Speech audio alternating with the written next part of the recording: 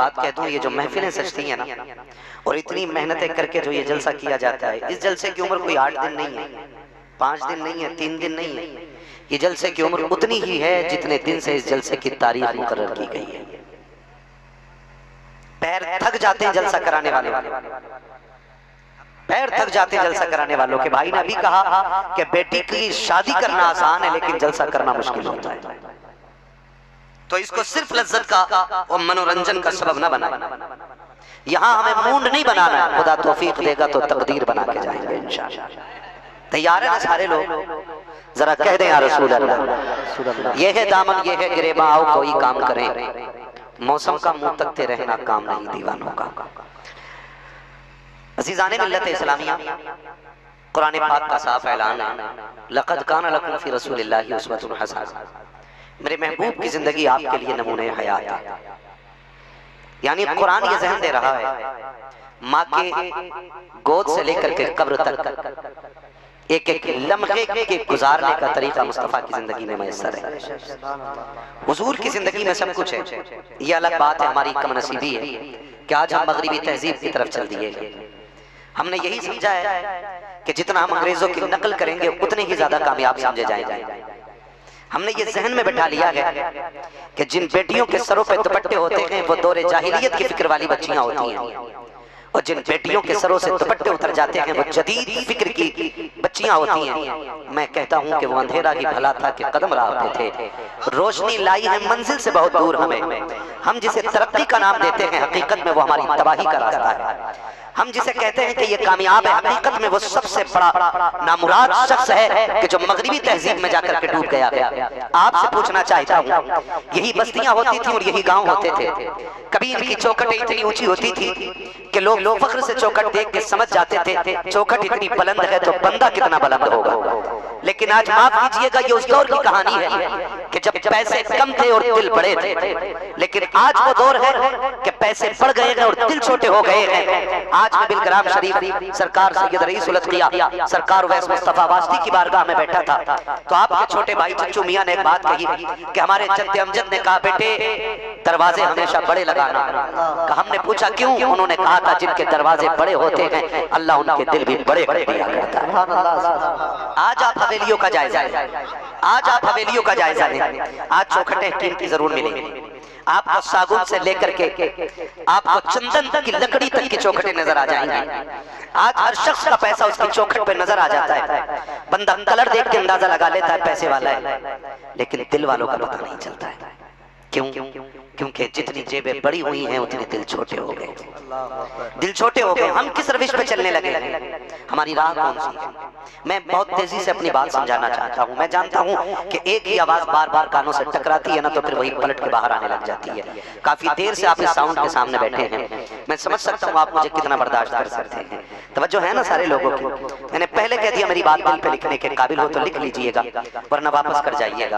میں نے کہا دل تنگ ہو گئے ہیں۔ آج ہر بندے کی یہی شکایت ہے، سید صاحب قبلہ کی بارگاہ میں آ کے کہتے ہیں حضور برکت نہیں ہو رہی، حضور پیسہ نہیں رک رہا ہے، کیا کریں محنت بہت کرتے ہیں لیکن حساب چھوڑتے مہینے میں 0 رہتا ہے۔ میں پوچھنا چاہتا ہوں اگر صرف ڈوریوں سے دولت اکٹھی ہوتی نا تو پھر کوئی مزدور کھیتی میں مزدوری کرنے نہیں جاتا، اگر صرف تعویذات سے امیر بندہ ہو جاتا تو پھر اللہ کبھی یہ شکم نہ لگاتا، اگر صرف دعاؤں کے ذریعے بندے امیر ہو جاتے نا تو پھر ضرورت نہیں تھی کسی مزدور کو 50 اینٹیں لے کے چوتھی منزل پر چڑھنے کی۔ امام شیخ سعدی شیرازی رحمۃ اللہ تعالی علیہ فرماتے ہیں 2 چیزیں ہیں، ایک ہے دعا اور ایک ہے محنت۔ کتنی ہوگی؟ یاد کر لیں، ایک ہے دعا اور ایک محنت۔ ایک زور سے بولیں، ایک دعا اور ایک محنت۔ شیخ سعدی فرماتے ہیں کہ بندہ صرف دعا پہ بھروسہ کرے تو کہتے ہیں وہ بے وقوف ہے، محنت نہ کرے صرف دعا کرے کہتے ہیں بے وقوف ہے، اور دعا نہ کرے صرف محنت کرے تو کہتے ہیں وہ گھمنڈی ہے۔ فرماتے ہیں کہ پہلے محنت کرو پھر بزرگوں سے دعائیں لو، تو محنت سے آگے بڑھو، جو کمی رہ جائے گی وہ بزرگوں کی دعاؤں کے ذریعے آگے آ جائے گی۔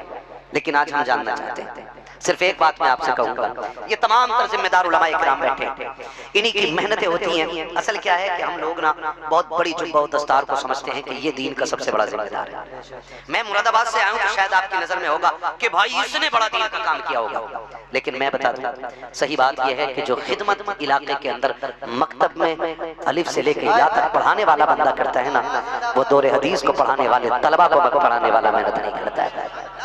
اس کی وجہ یہ ہے کہ جو اتنی بڑی جماعت میرے سامنے بیٹھی ہے نا، یہ کسی دارالعلوم میں پڑھ کے نہیں آئے ہیں، انہیں کسی جامعہ نے تعلیم نہیں دی۔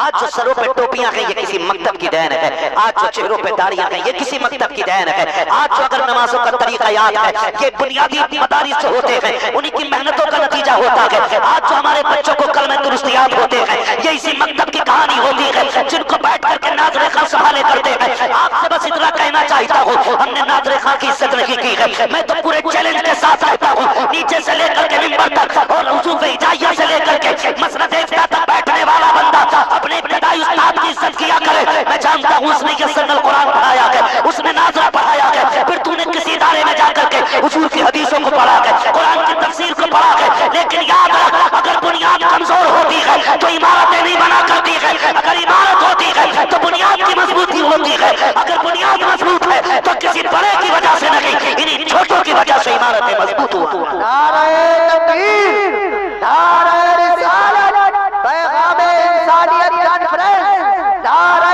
تکبیر، نعرہ رسالت۔ برا نہ مانیے گا، میں بھی کسی جامعہ میں پڑھا ہوں، میں نے بھی یونیورسٹی میں تعلیم حاصل کی ہے، لیکن سچ بتانا ہمیں کلمے کب یاد کرا دیے جاتے ہیں؟ سچ بتا ہمیں کلمے کب یاد کرا دیے جاتے ہیں؟ ہمیں کلمے تب یاد کرا دیے جاتے ہیں جب ہمیں رشتہ داروں کے نام تک یاد نہیں ہوتے۔ غلط کام ہے بولو، اور یہی کلمے بڑھاپے تک یاد رہتے ہیں سرکار، یہی کلمے بڑھاپے تک یاد رہتے ہیں۔ ہمیں یاد نہیں کہ اعدادیہ سے لے کے تخصص تک کسی کتاب میں کلمے پڑھائے گئے، کہاں پڑھائے گئے؟ وہی جسے ملا جی کہہ کے ذلیل کیا گیا، وہی جسے چندہ خور کہہ کے ذلیل کیا گیا، وہی جسے حافظ جی کہہ کے پیچھے دھکیل دیا گیا، وہی جس کو صرف میت پر اذان تک رکھا گیا، وہی جس کو صرف فاتحہ خوانی تک رکھا گیا، اس نے وہ دولت عطا کی ہے جو قبر تک کام آ رہی ہے، اور قبر تک نہیں بلکہ عرش تک کام آ رہی ہے۔ خدا کی قسم آج بھی اگر بچوں سے پوچھو کہ نماز جنازہ کا طریقہ کس نے پڑھایا تو کسی شیخ الحدیث کا نام نہیں لیتا، کسی محدث کا نام نہیں لیتا، کسی مفسر کا نام نہیں لیتا، وہی 50 سال پرانے کسی مکتب میں بیٹھ کر کے چشمہ لگا کر کے پڑھانے والے ایک غریب مولوی کا نام لے کے کہتا ہے وہ تھے، اللہ ان کی قبر پر رحمتیں نازل کرے جنہوں نے کلمے یاد کرائے تھے۔ اس لیے میں کہتا ہوں شیخ الحدیث کی عزت کرو آخر اس کا، لیکن اس سے پہلے ایک مکتب میں پڑھانے والے حافظ کی عزت کی۔ ہم نے ناانصافی کی ہے، ہم نے ناانصافی کی ہے۔ آپ سے کہنا چاہتا ہوں دور گزرے ہیں ہمارے، دور گزرے ہیں، اور آج نہ ہمارے مکتب کمزور ہیں۔ آپ جانتے ہو اب کتنی باتیں ہم سوشل میڈیا کی وجہ سے کھل کے نہیں کہہ سکتے، لیکن حضور کی امت بڑی ہوشیار امت ہے۔ ہم جانتے ہیں اس کی تربیت مصطفیٰ نے کی ہے، ہاں اس کی تربیت حضور نے کی ہے۔ ہماری قوم کا تو بچہ بھی اتنا ہوشیار ہوتا ہے، پیشاب کی چھینٹ آ جائے نا پاجامے پہ تو کھڑے ہو کے 15 منٹ ٹنکی چلاتا ہے نا۔ یہ حضور کی امت کا بچہ ہے جو ایک چھینٹ کو بھی دھو رہا ہے، وہ لوگ بھی ہیں جو منہ لگا کے پیا کرتے۔ میں مانتا ہوں حضور کی امت ہے، حضور کی امت ہے، ہماری زندہ باد کا ایک ایک بچہ، حضور کی امت کا ایک ایک بچہ ہوشیار ہوتا ہے۔ صرف میں آپ سے کہنا چاہتا ہوں، آپ سے کہنا چاہتا ہوں، توجہ ہے، کہنوں اگلی بات، سمجھدار لوگ سارے بیٹھے، نہ کوئی بات نہیں، مسئلہ نعرے کا نہیں، بس بات سمجھ لیں، یہ بڑی بات ہے۔ میری زندگی کا سب سے بڑا نعرہ ہو جائے گا اگر لوگ میری بات سمجھ لیں، خالی تو میں سمجھانا چاہ رہا ہوں۔ ہے توجہ سارے لوگوں کی؟ ذرا کہیں یا رسول اللہ، اور زور سے، اللہ سلامت رکھے۔ خدا را آج آپ دیکھیں لوگ ہمارے مدرسوں کے پیچھے کیوں پڑے؟ ایک سوال، مدرسوں کے پیچھے کیوں پڑے؟ حالانکہ اوید عمارتیں تو بے شمار ہے ہندوستان ہے نا۔ جانتے ہو دنیا نے ریسرچ کی ہے کہ اس قوم کو اگر زندہ رکھا ہے تو انہی مدرسوں نے زندہ رکھا ہے۔ جنہیں تم زکوٰۃ کا اڈا کہتے ہو نا، جنہیں تم خیرات کھانے والا کہتے ہو، دشمن کو تمہارے کروڑ پتی بگڑیل امیروں سے خطرہ نہیں جتنا ایک جوڑی میں 8 دن گزارنے والے مدرسے میں پڑھانے والے سے خطرہ ہے۔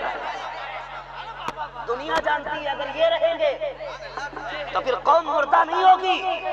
اب تیری ذمہ داری بنتی ہے دنیا گرانے پہ آئے تو اٹھانے پہ لگ جا. خدا کی قسم یہ گراتے گراتے تھک جائیں گے, ہم بناتے بناتے نہیں تھک سکتے. زندہ باد زندہ باد. چلتے ہیں. خالی جلسوں میں ناچ لینے سے کام نہیں چلے گا, خالی کود کے نعرے لگانے سے کام نہیں چلے گا. اب زمینی سطر پہ کام کرنا پڑے گا, مضبوط کرنا پڑے گا اپنے اداروں کو, ورنہ کوئی تمہارے جنازے پڑھانے والا نصیب نہیں ہوگا. رہ جائیں گے رکھے ہوئے جنازے. کتنے تانے دیتے ہیں ہم لوگ, معاف کیجئے گا. ہم کہتے ہیں کہ جی اللہ ہمارے بیٹے کو حافظ بنا دے, دعا کر دو, ہاتھ رکھ دو. ہمارے ہاتھ رکھنے سے اگر حافظ جی بن جاتا نا تو ہمارے محلے میں سارے حافظ جی ہوتے ہیں. کچھ تو شرم کرو یار. یاد رکھیں فرمایا گیا جو علماء کی عزت نہیں کرتا نا اللہ اس کی نسلوں سے علم اٹھا لیتا ہے. یہ سب سے بڑی سزا ہے, یہ سب سے بڑی سزا ہے, سب سے بڑی سزا یہ کہ جو علماء کی عزت نہیں کرتا اللہ اس کی نسل سے علم اٹھا لیتا ہے. کہتا کیا فرق پڑتا, لونڈے کو آئی ایس بنائیں, آئی پی ایس بنائیں, ڈاکٹر بنائیں, انجینئر بنائیں, نہ بنے حافظ جی. یہ سوچا نا تو سن, زندگی کتنی ہوتی ہے لگ بھگ, ٹھیک ہے نا, 65 70 حد سے زیادہ 200 سال جی لو گے. اگر جیو گے بھی تو 150 تک کے لوگ تو ہیں نا, ہے نا. میں کہہ رہا ہوں زیادہ جی لو گے 200 سال, آخر موت, آخر بولیں سارے آخر مرنا ہے نہیں. اب سنیں اگلی بات. فرمایا گیا پوری زندگی آپ نے نا فیکٹریوں میں گزاری, شاندار آفس میں بیٹھ کے گزاری. زندگی اس کی بھی کٹ رہی ہے جو روز مزدوری کرتا ہے, محنت کرتا ہے, پسینے میں بھیگ کے آ کے بچوں کو چند لقمے حلال کے کھلاتا ہے, اس کی بھی کٹ رہی ہے. میں تو کہتا ہوں نوجوانوں سے, کئی بار نوجوان کہتے ہیں ابا تم نے میرے لیے کیا کیا ہے, فلاں کی دیکھو اس کی بلڈنگ کھڑی ہے, اس کی عمارت کھڑی ہے, تم نے کیا کیا, چھپر میں کاٹ. اگر تیرے باپ نے نا مزدوری کر کے حلال کے لقمے کھلائے نا تو اس کے تلووں میں بیٹھا کر اور ماتھے پہ رکھ کے کہا کر تیرا احسان ہے, تو نے چٹنی کھلائی لیکن حرام کی نہیں کھلائی تھی. بیٹھا کرو اس کے پاس, احسان ہے اس کا بھائی, احسان ہے. حرام کے مرغوں سے حلال کی چٹنی لاکھ گنا بہتر ہے, اس لیے کہ غلط دوا ڈال دو تو فصلیں بگڑ جاتی ہے, غلط غذا کھلا دو تو. سمجھانے کے لیے کہا ورنہ بادشاہت تو ان کے قدموں کی دھول تھی, وہ تو حضور کے وارث بن کے منبر پہ بیٹھے تھے, خلیفہ مصطفیٰ ہیں وہ, تو آدھی دنیا کے مالک ہیں عمر, آدھی دنیا کے. اور جب وہ رشتے کی بات آئی, بیوی نے کہا میرے سرتاج رشتہ کریں نا, بیٹا جوان ہو گیا. کہا مجھے کوئی رشتہ ہی نہیں مل رہا. کہا اتنے بڑے حکمران ہوں, لوگوں سے ملنا جلنا ہے, کہاں کہاں کے سفیر آتے ہیں, تمہیں بہو نہیں مل رہی. تو بیوی ہوتی ہے بھائی, شوہر منتری بھی ہے تو اس کے لیے صرف شوہر ہے, وہاں منتری نہ بنی ہو ورنہ گھر بگڑ جائے گا. پیر صاحب ہو گئے دنیا کے لیے, بیوی کے لیے صرف شوہر ہے نا. خطیب ہو گئے دنیا کے لیے, بیوی کے لیے صرف شوہر. بیوی کہتی ہے سنو عمر جلدی تلاش کرو, بیٹا جوان ہے. ایک دن رات میں آئے, کہنے لگے بہو مل گئی ہے. کہا کدھر, کہا صبح چلو رشتے کی بات کر لیں. کدھر, کہا رات جا رہا تھا نا تو ایک گھر سے آواز آ رہی تھی, اماں کہہ رہی تھی دودھ میں پانی ملا دے. تو لڑکی کہہ رہی تھی کہ عمر کا دور ہے. تو ماں نے کہا عمر تو نہیں دیکھ رہے رات میں. کہا بچی کہہ رہی تھی عمر تو نہیں لیکن عمر کا خدا دیکھ رہا ہے. کہا اگر بہو بنانا ہے تو اسی کو بنانا ہے. یہ حضرت عمر کا فیصلہ. آج لڑکی کا گھر دیکھ کے کہہ رہا لڑکی ٹھیک ہے, 3 منزل ہے تو ٹھیک ہے, باہر گاڑی کھڑی ہے تو ٹھیک ہے, اپنا بھی ٹھیک ٹھاک ہی مسئلہ رہے گا, کیونکہ حرام کی بلٹ پہ جو بیٹھے گا. اپنے ابا کی اوقات پوری زندگی سائیکل خریدنے کی نہیں ہوئی اور پرائی بیٹی کی بلٹ کے چکر میں کتا بنا گھوم رہا. میں کتے سے بدتر مانتا ہوں ایسے لوگوں کو جہیز جو مانگ کے لیتے ہیں, اس لیے کہ کتا وہ کھاتا ہے جو ڈال دیا جاتا ہے اور یہ وہ ہے جو چھین کے ہاتھ میں سے لے جاتا ہے. یہ کتے سے بدتر عادت ہے جہیز مانگنے والے منحوسوں کی. آپ سے گزارش ہے بہو اس کی بیٹی بناؤ جو شریعت والی ہو, ورنہ پوری زندگی پرخاص شریف کے چکر لگاؤ گے بھوت نہیں اترے گا. اس لیے کہ اترتے ان کے جن پہ چڑھے ہوں, جو پوری بھوتنیے ہوں ان کے بھوت. بولو ڈر کیوں رہے ہو, شادی شدہ ہو نا, گھبراہٹ لگ رہی. اس لیے دیندار حضرت عمر کہتے مل گئی بہو, توجہ ہے, سو تو نہیں رہے نا, مل گئی بہو کدھر, کا چلو اب رشتہ مانگنے کا طریقہ. توجہ حضرت بس تھوڑی سی دیر, رشتہ مانگنے کا طریقہ دیکھیں آپ. بیوی سے کہہ رہے ہیں سنو بتانا مت, خلیفہ کی بیوی ہوں، بچی یتیم ہے، عورت بیوہ ہے، خلیفہ کا نام نہ لینا، کہیں گھبرا کے رشتے کو منع نہ کر دے۔ آج تو لڑکا 25,000 کما رہا ہے تو شادی کے رشتے کے ٹائم ابا کہہ رہے آپ کل ہی ڈالے 75,000، دیکھ لو میسج آیا ہوا، جھوٹ بول رہا تھا کہ رشتہ کر رہا پھنسے۔ ڈکیتی کے بھی نئے نئے طریقے۔ ہاں حضرت اتنی کمائی نہیں ہوتی جتنا ڈھول بجا رہا ہے، اور اسی کے نا شادی کے 8 دن بعد محلے سے گزر جاؤ، ارے آپ جی کیسی فاتحہ پڑھی تھی ذرا کو، کہا کیا ہو گیا، کہا شادی سے 1 روپیہ نہیں کمایا اس نے۔ ابے بھائی یہ تو 75,000 کما رہے، ارے کہاں کما رہا تھا ہم نے، اسی لیے تو کہہ دی تھی رشتہ اچھا مل جا۔ یہ ڈرامے ہمارے۔ حضرت عمر کہتے ہیں یہ مت بتانا کہ امیر المومنین کی بیوی ہوں، وہ بیوہ ہے، یتیم ہے، ڈر نہ جائے، اور سنو اندر میں نہیں جاؤں گا تم جانا، یہ حضرت عمر کہہ رہے ہیں۔ دروازے کے باہر حضرت عمر کھڑے ہو گئے اور بیوی اندر گئی، سلام کیا، بیوہ تھی، جواب دیا، کیسے آنا ہوا، کہا سب سے قیمتی چیز لینے آئے تم سے۔ بیوہ نے مسکرا کے کہا جی ہمارے گھر تو کئی کئی دن کے فاقے ہوتے ہیں، ہمارے گھر کون سی قیمتی چیز۔ حضرت عمر کی بیوی نے یوں دوپٹہ پھیلایا، آدھی دنیا کے حکمران کی بیوی ہے، وہ کہہ رہی ہے اپنی بیٹی بھی ہمیں بھیک میں دے کر ہماری عزت میں 4 چاند لگا دو۔ اور بیٹے والوں اس طرح بیٹیاں مانگی جاتی ہیں، کسی کی جوتیاں توڑ کے ذلیل کر کے اس کی بیٹی کے رشتے میں ہاں نہیں کیا جاتا۔ بیٹیاں ناز کے ساتھ لیا کرو، اس لیے کہ بیٹی حد سے زیادہ نازک ہوتی ہے، مرد 100 بار ٹوٹے گا سیدھا ہو جائے گا، بیٹی 1 بار ٹوٹ جاتی ہے کبھی سیدھی نہیں ہوتی ہے، اس لیے اسے توڑنے کی کوشش نہ کرنا۔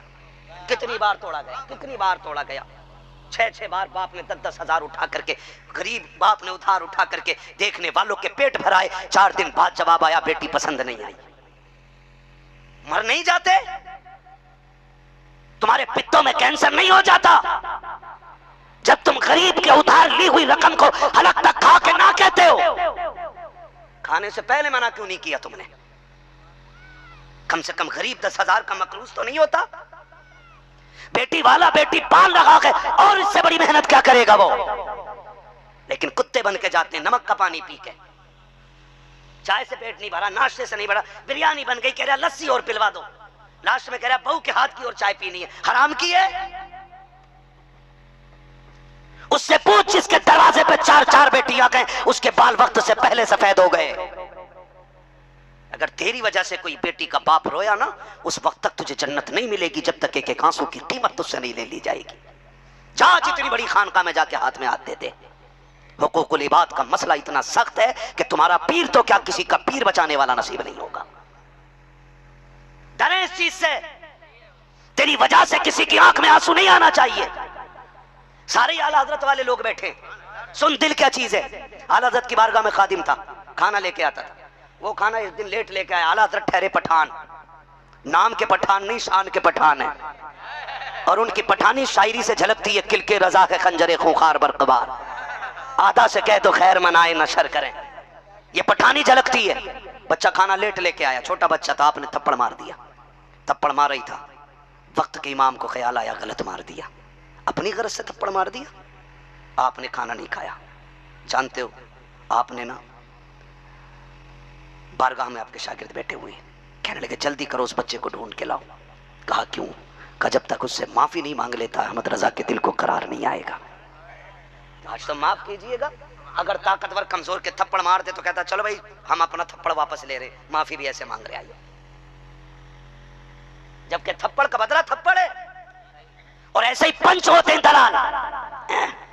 فیصلہ تیری حق میں جا کر ڈرے مت، تو بیٹھ جا کے ڈرو، اگر اللہ نے تمہیں اس لائق بنایا کہ تم فیصلے کرو تو پھر انصاف کرنا، ورنہ اللہ کی ترازو میں کوئی ڈنڈی مارنے والا نہیں ہے، وہاں ایک بال تول دیا جائے گا، کوئی بچانے والا نہیں ہوگا۔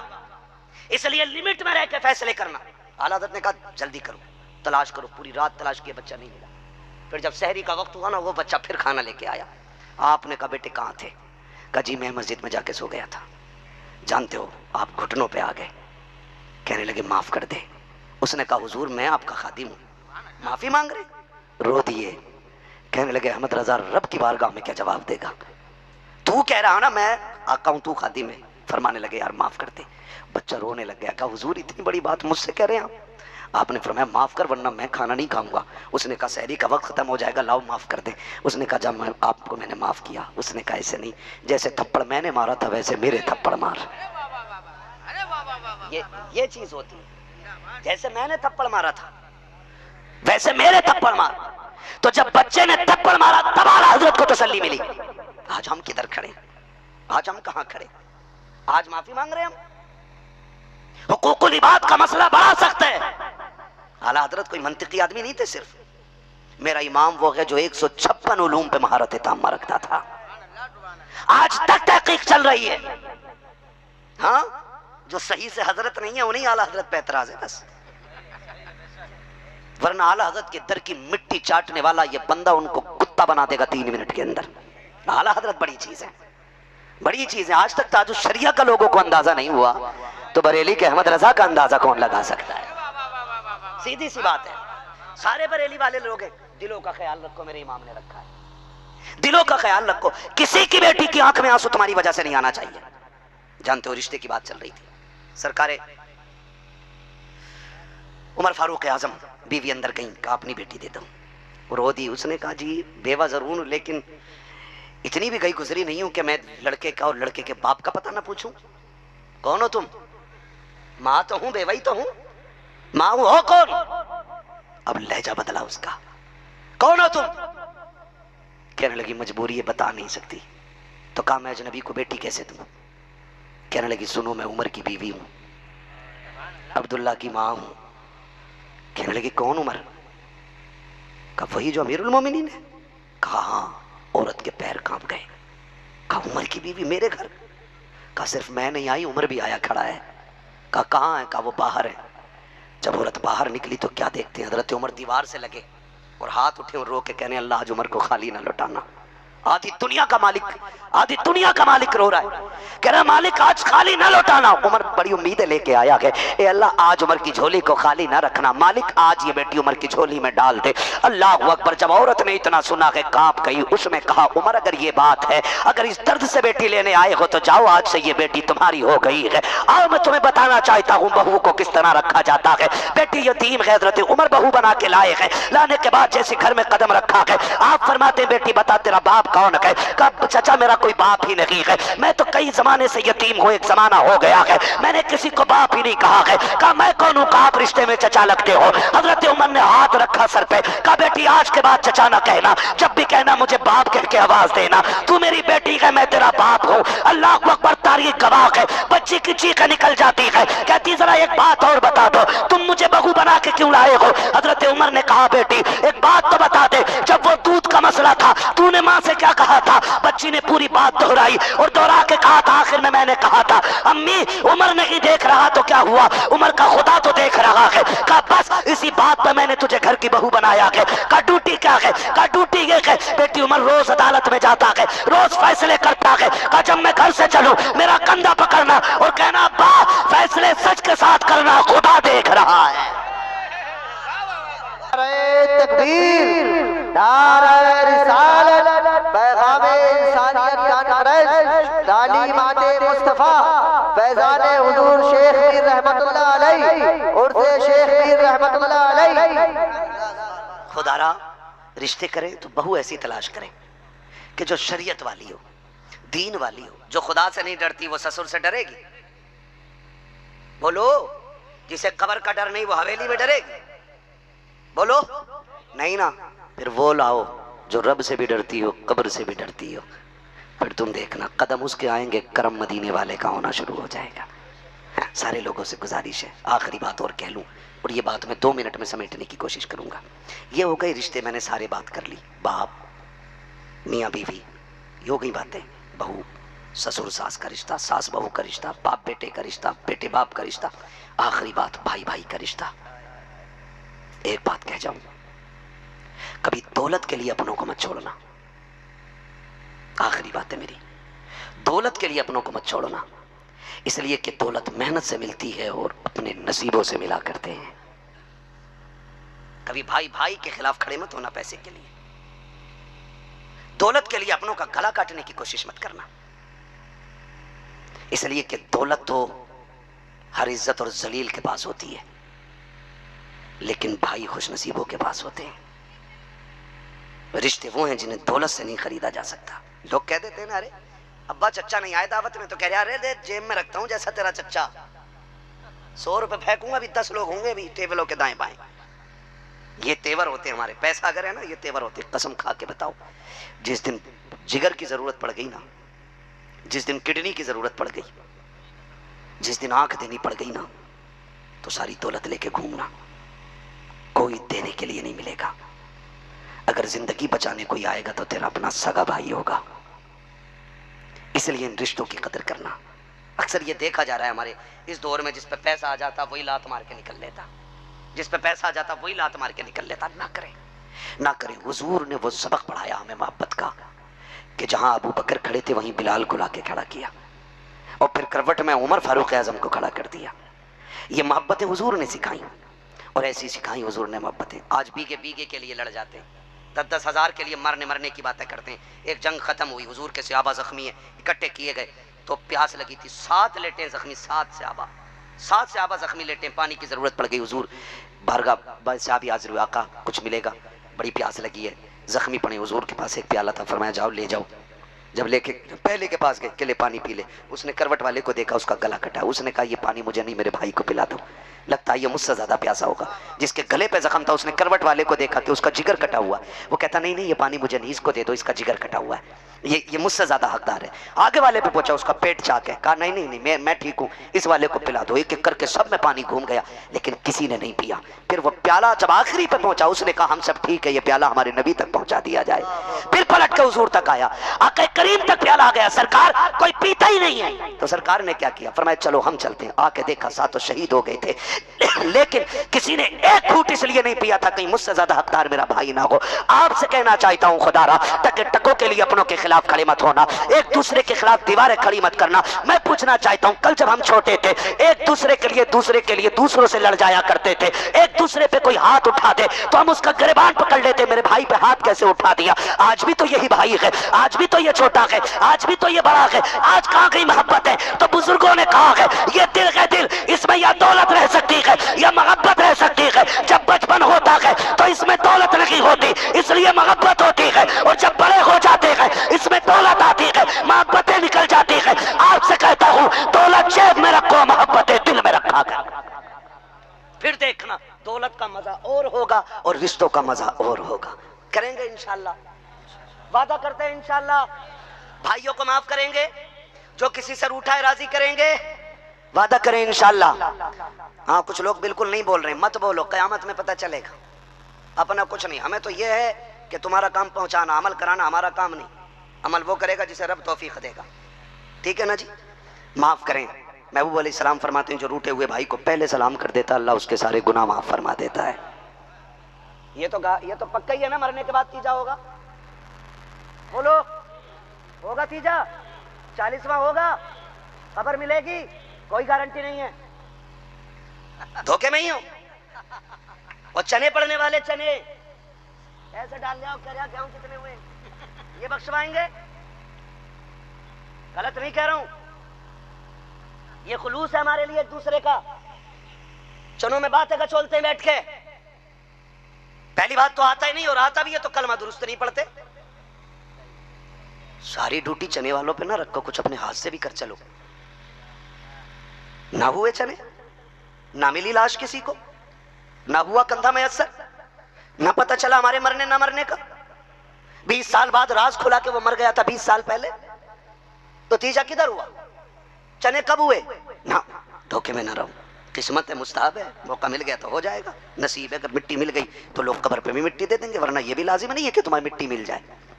حادثے تو جسم کے چھیچڑے بکھیڑ دیتے ہیں آج، یہ کنڈیشن ہے بھائی۔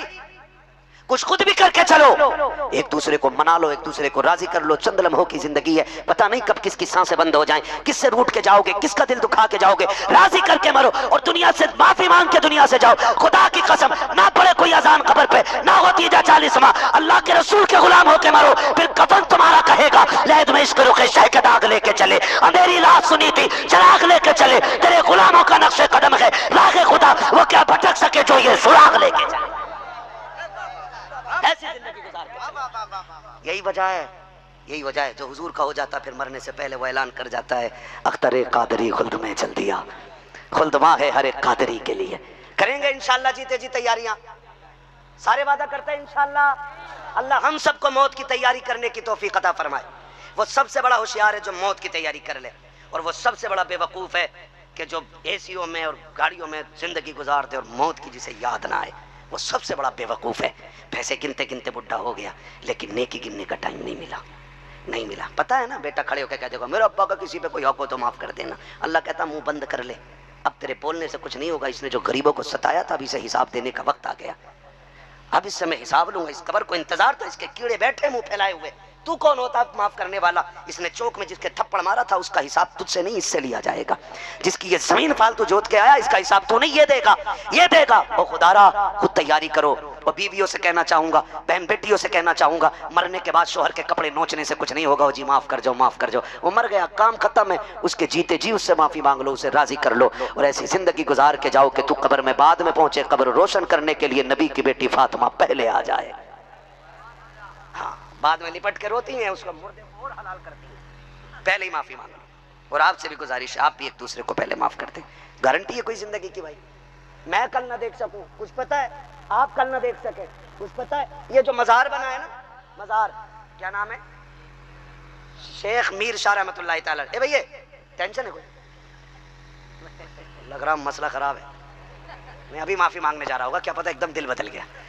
توجہ ہے نا، شاہ میر رحمۃ اللہ تعالی علیہ جو مزار میں لیٹے نا، ان لوگوں کے مزار یوں ہی نہیں بن گئے، پوری زندگی سے جہاد کرتے ہیں، نفس مارتے ہیں، گالیاں کھائی ہیں، پھر بھی دعائیں دی ہیں، ایک دوسرے پہ پیار بانٹا ہے، تب جا کے اللہ نے یہ مقام دیا ہے کہ یہ قبر کے نیچے بیٹھے ہیں اور مخلوق ان کی قبر کے دائیں بائیں ہجوم لگائے بیٹھی ہے۔